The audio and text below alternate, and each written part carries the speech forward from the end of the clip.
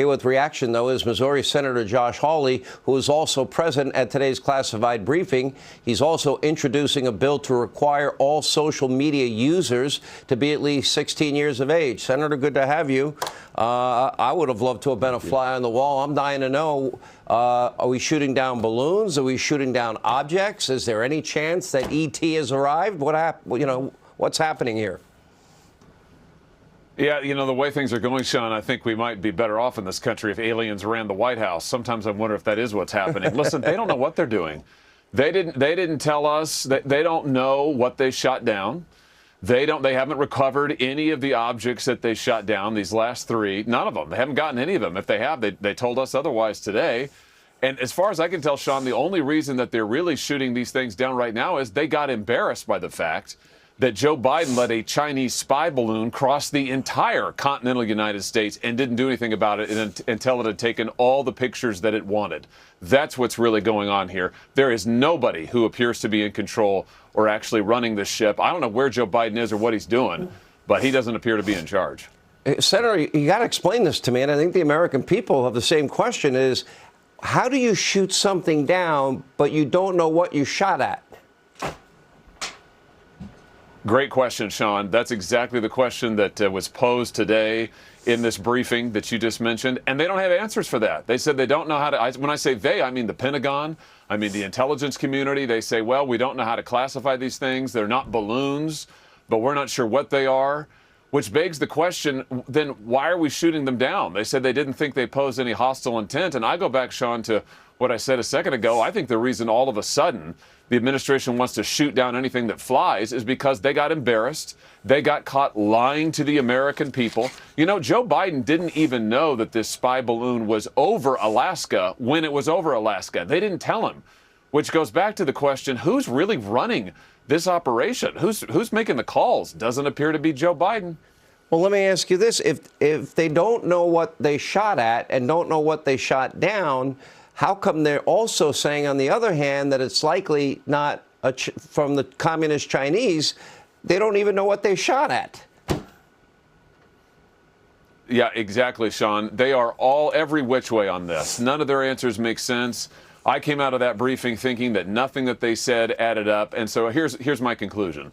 Either they're lying to us, which is very possible, considering that they lied about the Chinese spy balloon, or they're totally and completely incompetent. Or maybe it's both, which might be the most frightening possibility of all, but maybe the most likely. In either respect, we are not getting straight answers. And you know what? Joe Biden could solve this. He could go on national TV. He could level with the American people and say, here's what we know. Here's what we did, why we did it. But I don't think he'll do that, Sean, because it's not clear to me that he's actually making the decisions here. I don't know who's really in charge. I don't know where he is, but he doesn't appear to be the one calling the shots. What do you think that the intentions of the communist Chinese are? To me, it's obviously nefarious. It's a pretty, it's an invasion of our airspace. I mean, one has to wonder, what if they wanted to have some type of bio attack on the U.S.? Was this a trial balloon? No pun intended. Was this perhaps a test for a possible EMP event down the line in the future? They're showing a lot of geopolitical hostilities in the Straits of Taiwan as we speak. I mean, what were the Chinese thinking here? Obviously, they don't have any fear of Joe Biden.